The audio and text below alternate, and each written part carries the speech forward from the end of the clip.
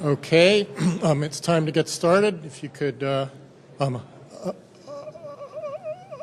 please take your seats. My name is Peter Shearer. I'm the seismology section president. This is Karen Fisher, the president-elect. She will be taking over in a month.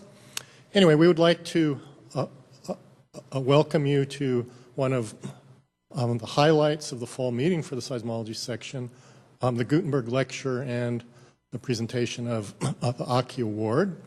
But first, let me remind you that we're having a joint seismology tectonophysics reception tonight.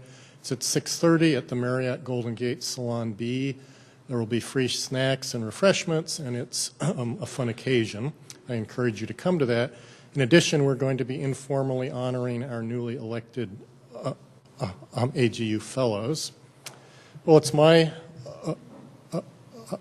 pleasure to begin tonight by presenting the winner of the 2012 Keaki Young Scientist Award. This award was established by our section in 2008 and is given every year to an outstanding young seismologist who is within 3 years of receiving her or his PhD.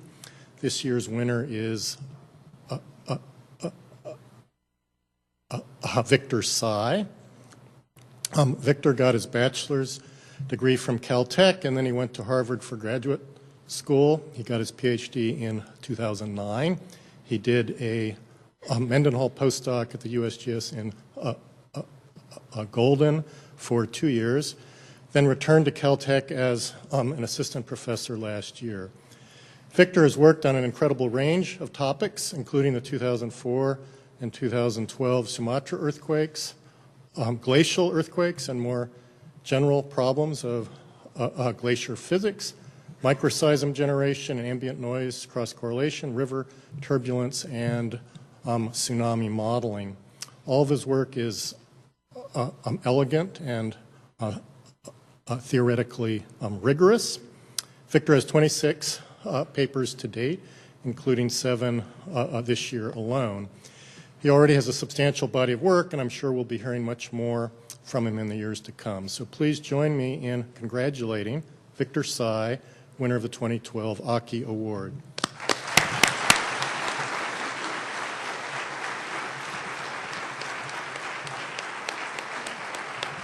So we have a certificate here. So congratulations.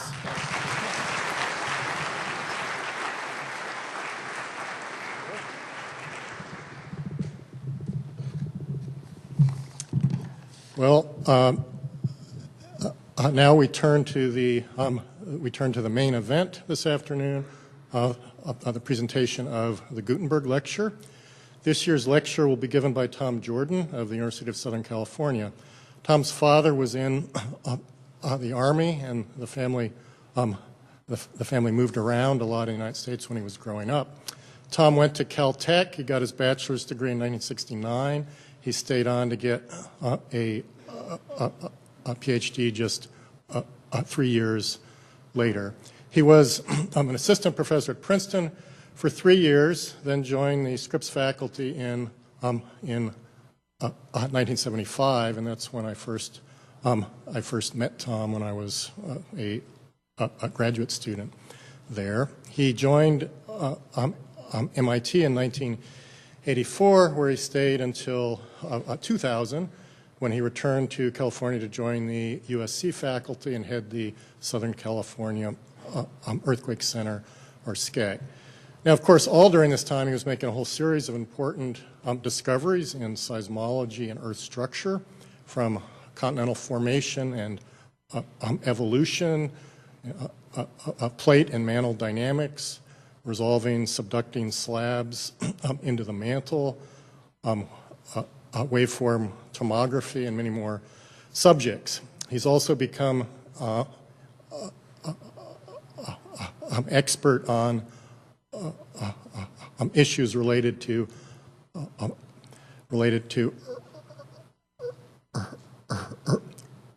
earthquake forecasting and predictability. and he recently chaired an international commission in response to the L'Aquila earthquake in Italy. I encourage you to see his talk about this in the union session on Thursday afternoon. Tom has won numerous awards, including AGU's McElwaney and Lehman medals, GSA's Woolard Award, and election to the National Academy of Sciences.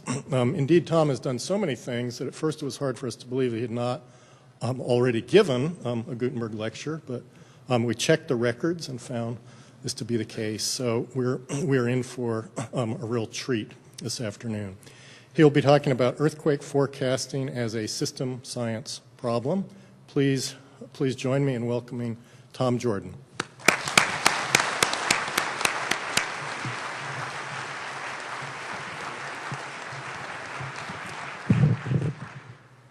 Boy, these lights are bright at the Gutenberg lecture.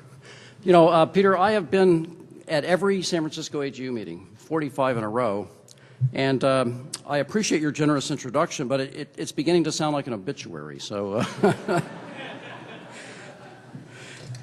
Anyway, I'm here today to talk about the issue, sort of the status and prospects of earthquake forecasting as a system science problem. And of course, as we all recognize, system science is a very collaborative activity. And this talk is drawn from 4 major collaborations, all which have the title or the word earthquake in them, listed on that first slide. I think no matter what your field is here at AGU, you can agree that geoscience is really dominated by the study of complex natural systems. And the way we do that is we create system models that are designed to represent aspects of nature that can explain important behaviors. We do this through an iterated cycle of model formulation, simulation-based prediction, validation against observations, and data assimilation. But there is a major epistemological question in system science. You know, how do you know you actually know anything, or you really understand any system? And of course, a basic measure of that is a system model's predictive power.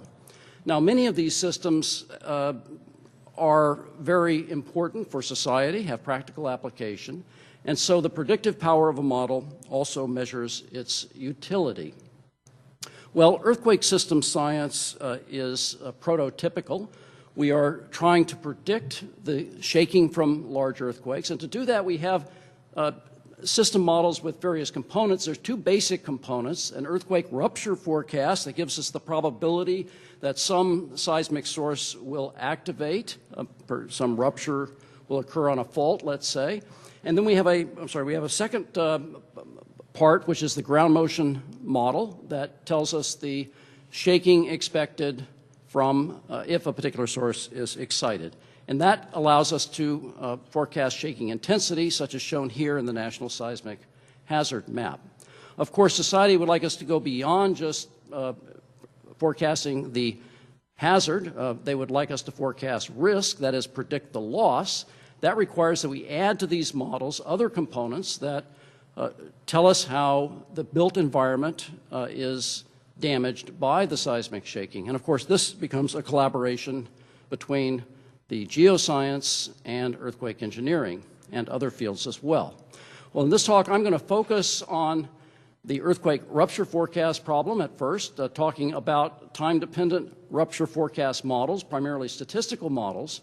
But I do want to emphasize the rising importance of physics-based earthquake simulators and some of the issues associated with data assimilation and validation. And then I'll turn to the question of ground motion prediction, in particular, the use of large-scale numerical simulations in ground motion prediction and the possibility of connecting these to the earthquake rupture forecast to come out with truly time-dependent hazard models. Well, earthquakes are complex, and we can think of them as cascades that propagate from the natural to the built environment. So here's a plot, kind of a funny time scale. We'll focus in on one particular rupture at 0 and look well ahead of that rupture and well after it. Notice that time scale is very nonlinear. It's essentially logarithmic. And if we look at what happens. Of course, we get tectonic loading of faults, stress accumulation, nucleation, eventually the seismic or the fault rupture. When that happens, we have the primary effects of surface faulting and shaking, secondary effects that lead to damage to the built environment and to socioeconomic after effects. Well, these are clearly time-dependent issues, and we can use time dependence to enable technologies for reducing risk and improving community resilience. So on the same kind of diagram, we can talk about long-term seismic hazard analysis. We have medium-term and short-term earthquake forecasting, earthquake early warning, tsunami warning, and of course, very critically, earthquake information for response and recovery. Well, I'm going to focus in this talk primarily on the short and medium-term earthquake forecasting. That's part of what we call operational earthquake forecasting. The term operational is there to indicate that it really involves the practical application of earthquake forecasting. And here's a definition: the delivery of authoritative information about the time dependence of seismic hazards to help communities prepare for potentially destructive earthquakes. Now, of course, we can't predict earthquakes with much skill, but we do know that seismic hazards change with time. For example, earthquakes alter the tectonic forces that act within a fault system to produce future earthquakes. And we do have statistical models that capture many of the interactions in the short-term temporal and spatial features of natural seismicity, such as the excitation of aftershocks and other seismic sequences. And we can use these models to estimate changes in probabilities of future earthquakes. These techniques provide us with the highest validated information gain that we currently have. Now, the need for, in fact, the urgency for better operational earthquake forecasting systems was highlighted by the indictment and recent conviction of 7 Italian scientists and engineers for criminal manslaughter for essentially miscommunication of seismic risk before the disastrous April 6, 2009 L'Aquila earthquake. This is a very complex case, but the prosecution's indictments hinge on the public perception that the Grand Risk Commission, which had purview over operational earthquake forecasting in Italy, issued a deterministic prediction that there would be no major earthquake during a vigorous sequence of smaller earthquakes. It was, of course, as I said, complex, and we're going to have a session on Thursday to talk about these verdicts and their implications for science. So I'll defer most of my comments about that until then. Right after the earthquake, there was convened a commission, International Commission on Earthquake Forecasting by the Italian government, which I chaired, and we were asked to report on the current state of knowledge of short-term predictability and prediction schemes, forecasting schemes, and to actually give some recommendations about the utilization of this type of information for civil protection. We issued our findings and recommendations about 6 months after the earthquake, and they were published in a rather lengthy report this last year in Annals of Geophysics in August of 2011. You can download that without charge. It was a very distinguished group representing 9 countries. And we looked at a lot of different things, but we were pretty careful, of course, in dealing with the question of prediction versus forecasting. In fact, we took a very strict definition of earthquake forecast as being a probability that a large event will occur within a space-time domain, whereas we reserve the term prediction for a deterministic statement that such an event will occur. In other words, earthquake prediction used this way is a categorical earthquake forecast. And of course, you could also have so earthquake prediction effectively involves casting alarms. And as I mentioned in the L'Aquila case, you can discuss the possibility of casting anti-alarms, saying that an earthquake definitely will not occur. Well, we would like to be able to do deterministic earthquake prediction because, you know, we can kind of get rid of all this system stuff and rely perhaps on what we call diagnostic precursors, namely some kind of precursory signal that reliably gives us the location, time, and magnitude of some impending earthquake. And that, of course, has been kind of the holy grail of seismology, I've heard it described. And there have been many investigations of many different types of techniques for trying to discover diagnostic precursors. Unfortunately, this search for diagnostic precursors has not yet produced a reliable scheme for short-term prediction of large earthquakes.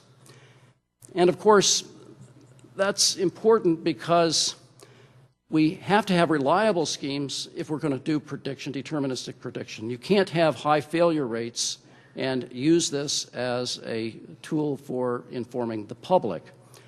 You have to be in a high probability environment. We are not in a high probability environment. We're typically in a very low probability environment. And I think what we are realizing is that even though the probabilities of casting earthquakes are low, they can be very useful, as we have seen in several cases. So the ICEF findings that are relevant to this are something, well, the first one's kind of something that weather forecasters have known for a long time, namely that probabilistic forecasting provides a more complete description of what you know about a possible event than deterministic prediction. But importantly, probabilistic forecasting separates out the question of how you estimate hazards from the difficult problem of making decisions about what to do in the face of an increased hazard threat. That's really something that has to be done by civil authorities using not only information about hazards, but also other kinds of information, political, economic, and so forth. And confusing those two can lead to real problems, as we saw in L'Aquila. Well, we focused a lot on the question of probabilistic earthquake forecasting and the models that we might use for probabilistic forecasting. There are a series of model types. The most common type used is time-independent statistical models. That is, they make an assumption that earthquakes occur according to some stationary Poisson process. We can introduce time dependence by looking at stress-renewal processes or factoring in stress-renewal processes to get long-term time-dependent models. We can use clustering models to improve our short-term statistics. And I think what we would all like to see developed are better physics-based models that actually put in the physics of tectonic fault loading, earthquake nucleation, stress transfer, and so forth into the actual modeling process, that true physics-based system-level earthquake forecast. Well, these models can be arrayed across time scales, ranging from long-term to short-term. At the long-term scale, we have probabilistic seismic hazard analysis. That's essentially seismic climate forecasting. At the short end, we've got operational earthquake forecasting, which is essentially seismic weather forecasting, if you want to make the analog. And one of the issues is how we tie these things together across this range of time scales. Well, let's look here in California at the issues of long-term forecasting. We have our famous San Andreas fault system with the main fault spine shown in red. The Pacific plate is moving to the northwest at about 5 meters per 100 years, so that would require about 1 magnitude 8 earthquake along the San Andreas fault to take up that full plate rate.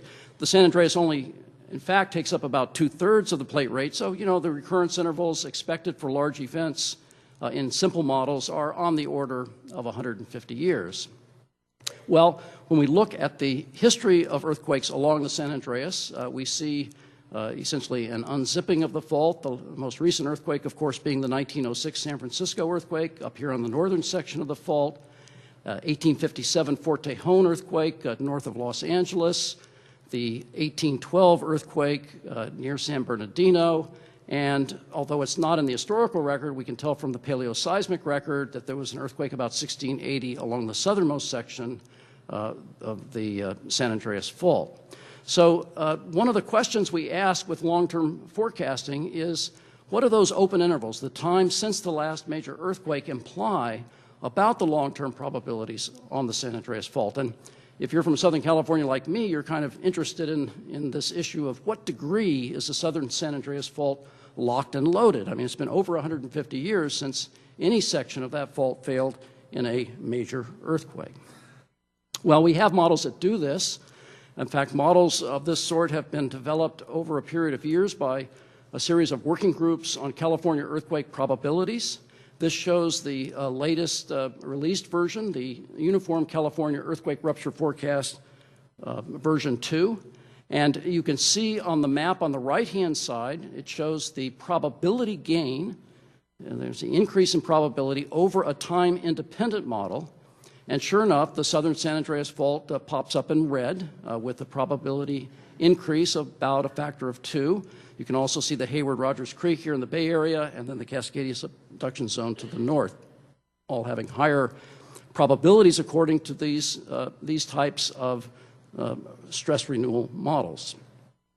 But one of the problems with these models is that they do make lots of assumptions. For example, they don't consider correlations among ruptures on a given, between different fault sections. So, you have ruptures along specific fault sections, but how those are orchestrated and correlated in time is not modeled in these kinds of stress renewal models.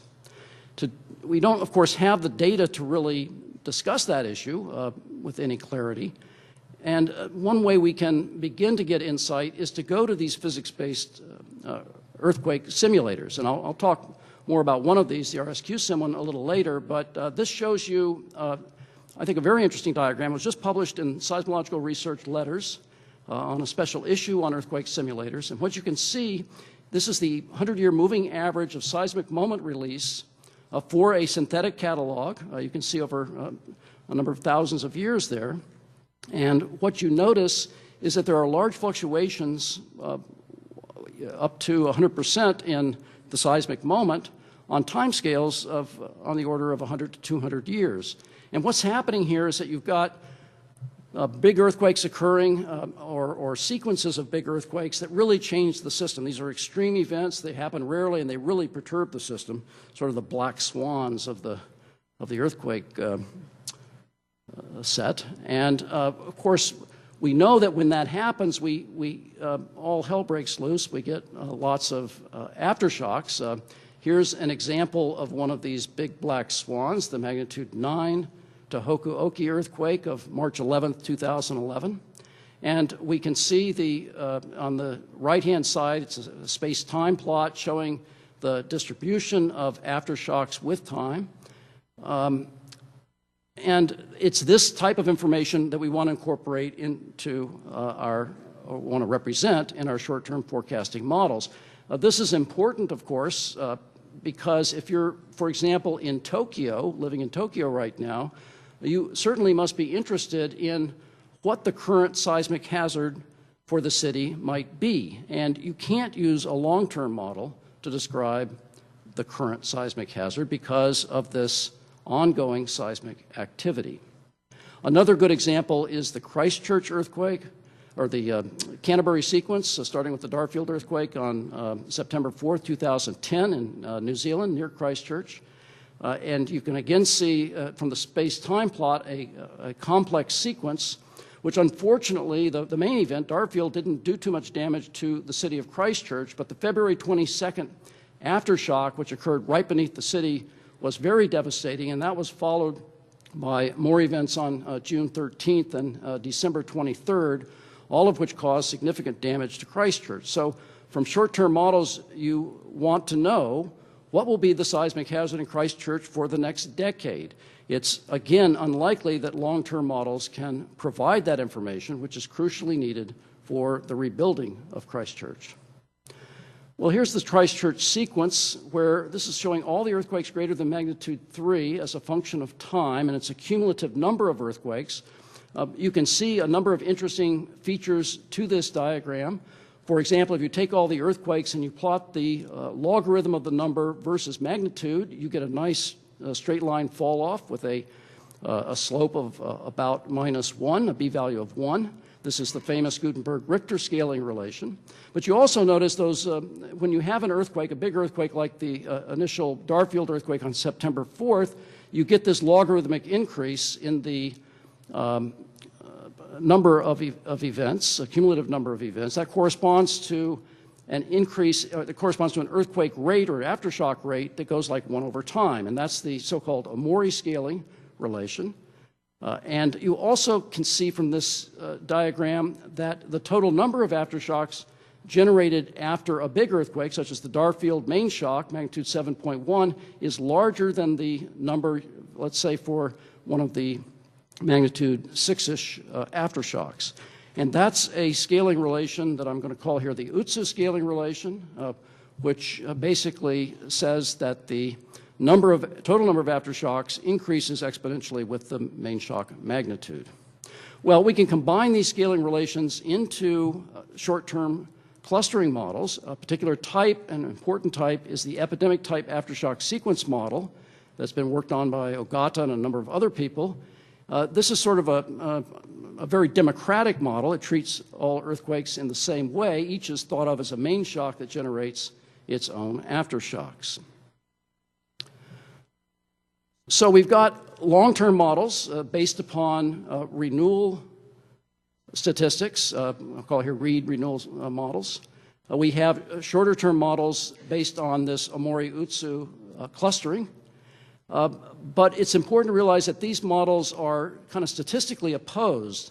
The long-term models are less clustered than a Poisson model, whereas the short-term models are more clustered than Poisson. So we have a kind of a statistical opposition, and we also have a medium-term forecasting gap. And to illustrate that, let's just take a look at the Poisson model. This is for a 100-year recurrence interval, and it's plotting probability from 0 to 1 on this funny logarithmic time scale. So you can see that for long forecasting times, you can say that there will be an event with high probability, but when it comes down to short times, the probabilities decay very quickly. In fact, let's plot that on a logarithmic scale, and you can see that it kind of blows up this low probability region and compresses the high probability region. Now, if we look at the Reed renewal models, we can, let's consider the case where we have a 100-year recurrence interval, and we're 100 years after the last event. So this shows you the increase in probability because we are essentially the system has been, the stress has been renewed. And you can see that there is an increase in probability that corresponds, maybe a factor of 2. So this is the probability gain factor. It's not large, but you notice it moves the model up into that high probability zone, at least out at long time periods. So it's a useful augmentation to the model if it's correct. At the short-term end, we have the Omori-Utsu type scaling, and this shows you one type of model, short-term model. This is the short-term earthquake prediction model, short-term earthquake probability model of Gerstenberger et al. And the probability gain that you get varies, depends on the magnitude of the recent events, such as a main shock. You can get increases in probability that are quite large, up 100, or for large events up to a factor of 1,000. However, you notice that they still don't lift you out of that low probability zone, and that's effectively where folks were during the L'Aquila sequence. The probabilities had been increased, but they're still very small, on the order of 1%. So the question of how you portray that to the public becomes problematic. You can also see this medium-term forecasting gap where neither of the models does very well in that intermediate-term region.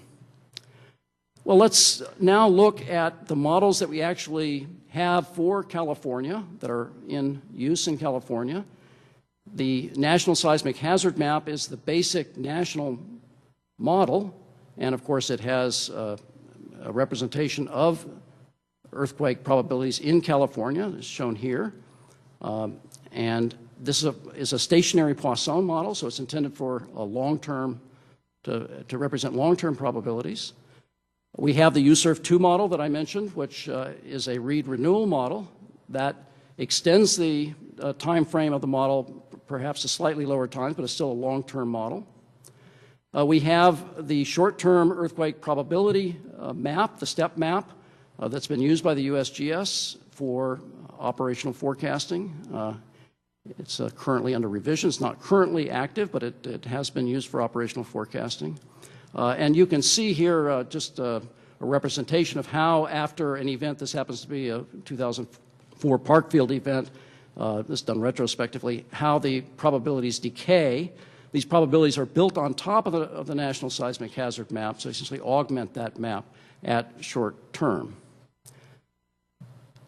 There is a major project underway by the Working Group on California Earthquake Probabilities, led by Ned Field, to develop a new earthquake forecasting model, Uniform California Earthquake Rupture Forecasting Model, version 3, which is trying to combine the Reed Renewal Model with the Omori-Utsu clustering model. And this is a very, guess I should say, heroic exercise, and those of us that have been involved in it have seen a tremendous amount of effort put by a very large group to come up with quite a different type of forecasting model.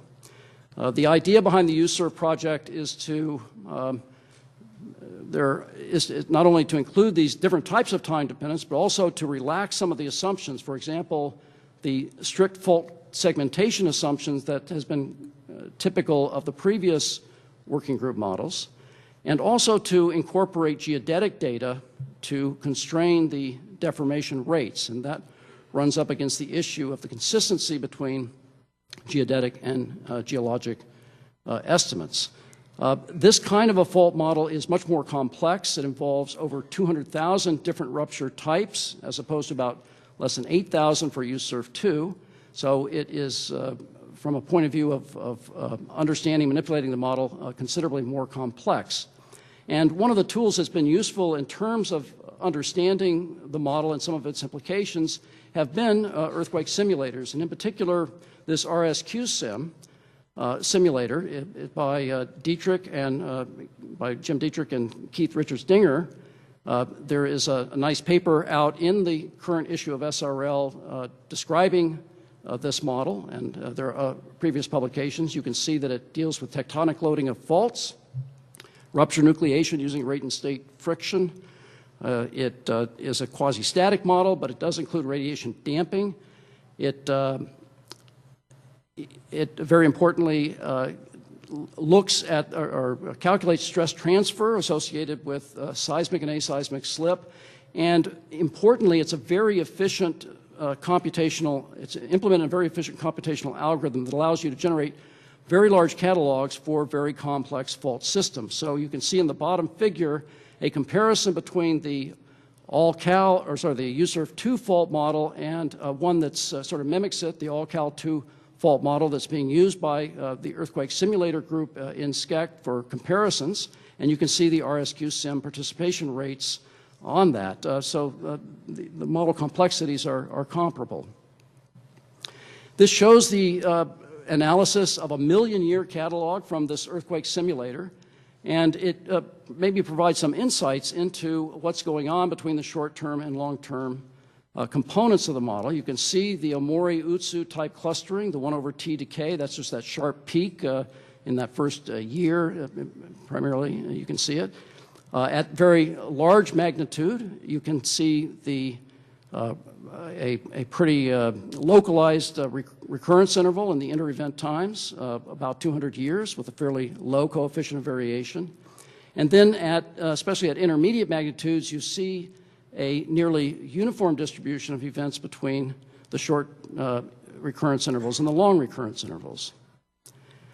Another issue that we would like to be able to investigate, and one for which simulators are perhaps useful, is to look at essentially the spatial and temporal distribution of large aftershocks associated with major ruptures on a fault system like the San Andreas. So here's an example from the RSQ-SIM earthquake simulator showing a magnitude 7.8 earthquake on the Mojave section of the San Andreas Fault right near Los Angeles. And now the question is, suppose this happened, it would obviously be a big one, it would be a very damaging earthquake.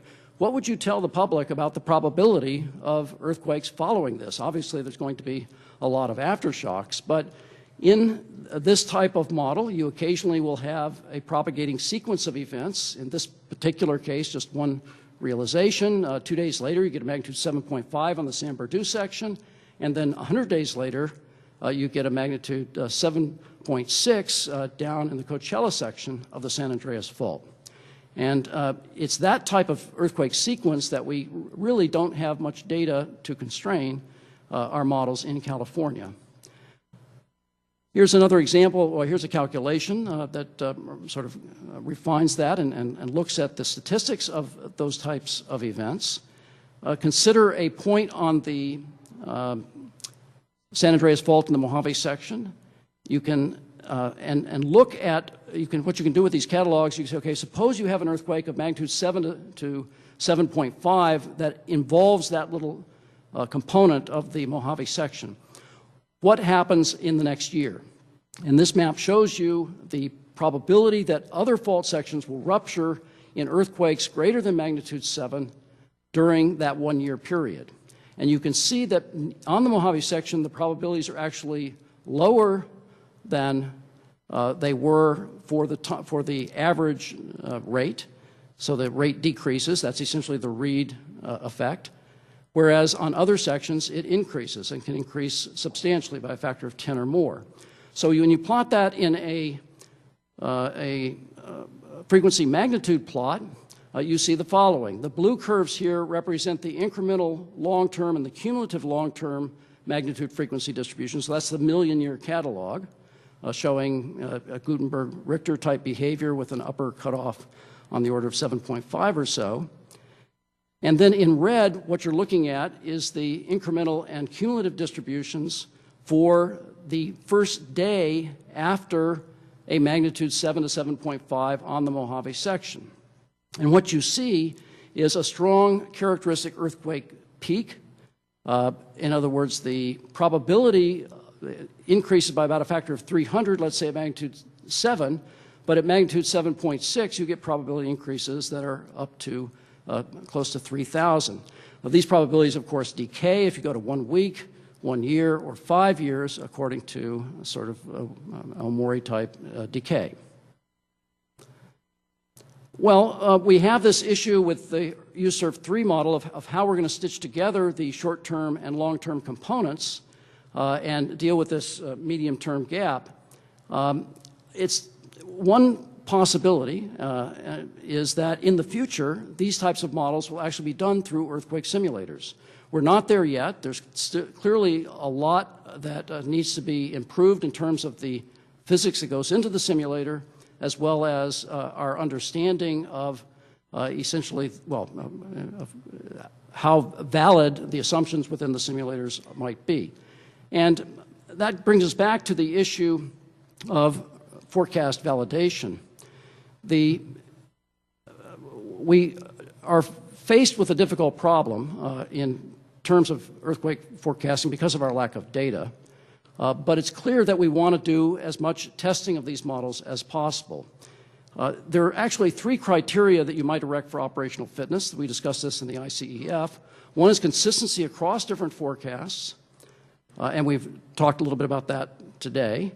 The second is the quality of the forecast. How reliable is it? How skillful is it with respect to actually forecasting earthquakes? And thirdly, the value of the forecast to users. And here we have to take into account the fact that forecasts are incremental on other types of knowledge about hazards.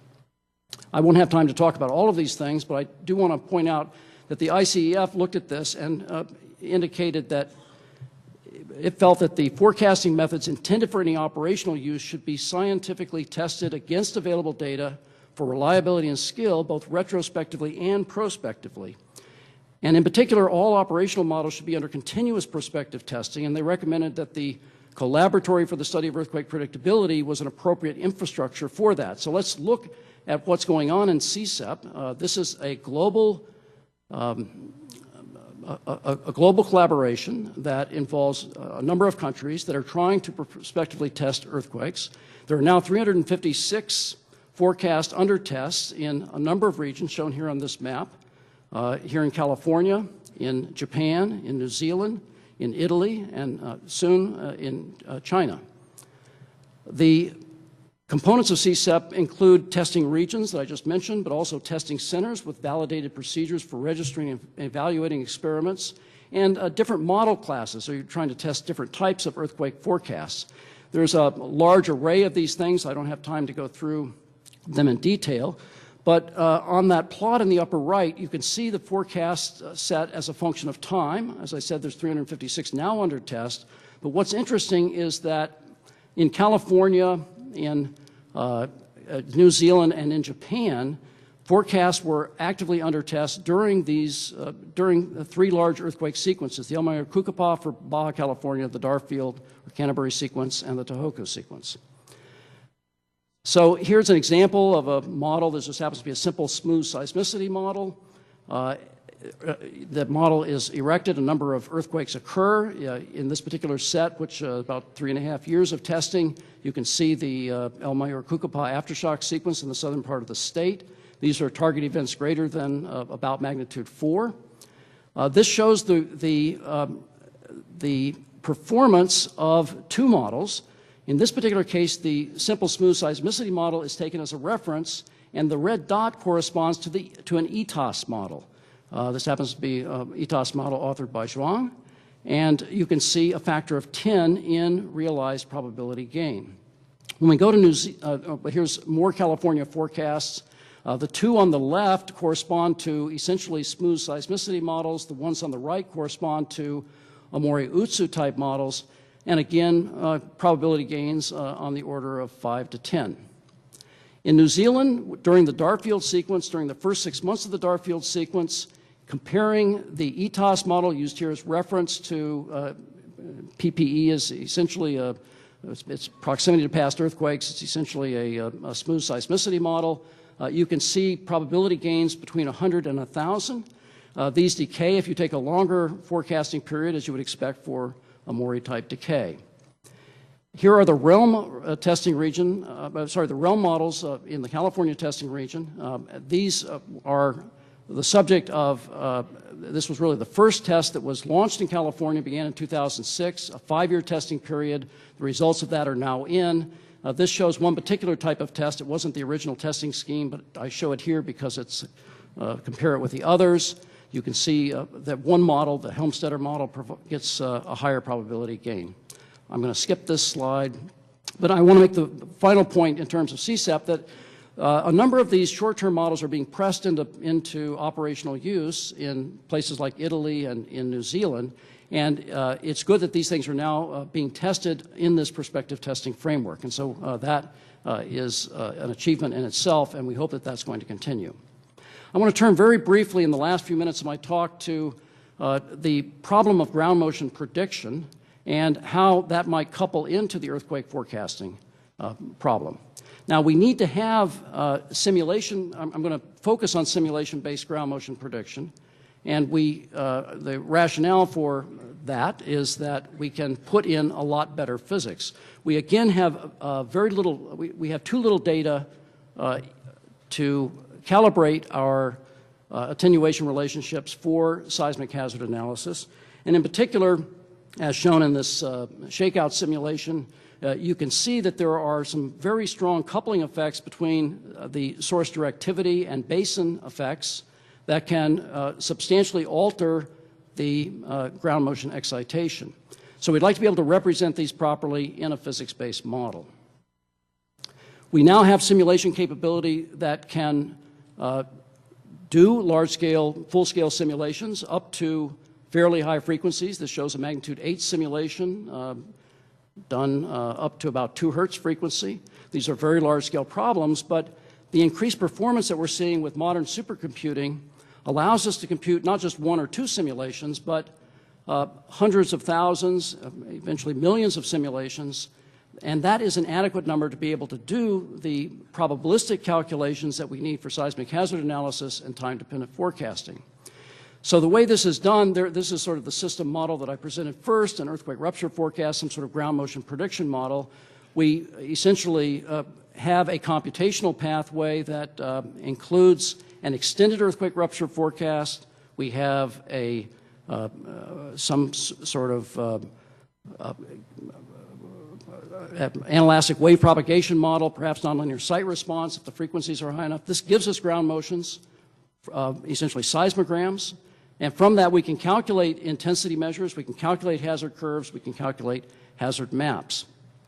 The key to this is being able to properly extend the earthquake rupture forecast to include, for example, the distribution of anticipated hypocenters along a fault, typically not given in an earthquake rupture forecast, and also to use a seismic trick, namely using seismic reciprocity to speed up the calculation. We can get factors of 1,000 increases in performance using seismic reciprocity. These are still very large calculations, very large supercomputer calculations, and so far we've only tested these out in the Los Angeles region, shown there in that lower map. Here is the CyberShake hazard model on top, and what it's compared to are 4 models that are currently used as attenuation models in the National Seismic Hazard Maps. Now, one of the problems here is that it's a little bit difficult to compare these things. You can kind of look at the colors, but you'd like to be able to take these models apart and understand how they differ in terms of the physical effects. That's been difficult because the ground motion prediction equations that are used in the classical models are you can easily understand what they are because they're just essentially a system of factors or a multiplication of a set of factors that represent different types of effects. However, you can't do that with the large-scale simulation models because they don't have that simple model factorization. It's all mixed together in the physics of wave propagation. But we now have new techniques that allow us to average over these simulation sets, these very large simulation sets, and from that what we can do is we can produce maps that allow a head-to-head comparison of different types of effects. So here, for example, are the basin effects associated with the CyberShake model in the upper right compared to the 3 attenuation models that represent basin effects in the other plots. And you can see that the CyberShake model is predicting much higher basin effects in the Los Angeles region than the standard NGA models. And importantly, this is not a simple function of basin depth, so the wave physics that's being modeled here is telling us about how that wave excitation is occurring in these complex basin structures. Well, I just want to close by pointing out that we can couple these ground motion models with the earthquake forecasting models to get time-dependent hazard models. And the reason why this is important is because, for example, short-term forecasting begins to localize the epicenter probabilities, and you get significant gains in the hazard probabilities that come out of such models through the essentially the fact that you are able to increase the probability of certain types of source directivity relative to others. And you can also model the basin directivity coupling.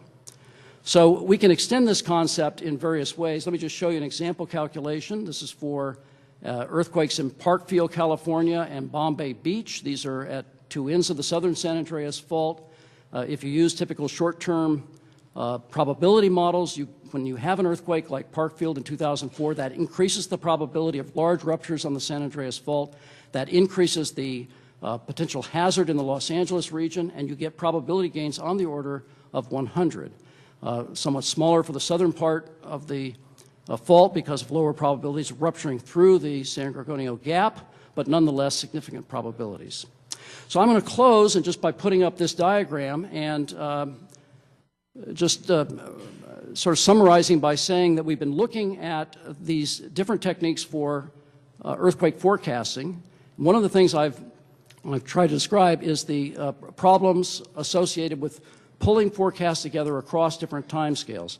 Through the different modeling techniques that we have, that is beginning to happen, and we are getting a wider range of models, and it's my hope that we'll be able to extend this type of system-level modeling across the spectrum of seismic timescales and really be able to track these earthquake cascades much better than we have in the past. Thank you.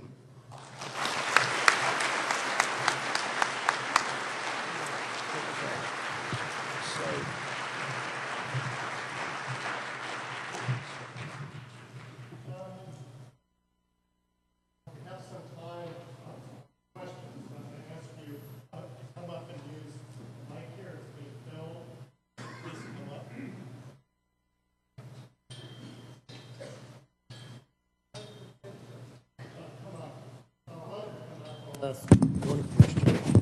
Tom, one of the advantages of the simulators is that you can go over a much longer period of time than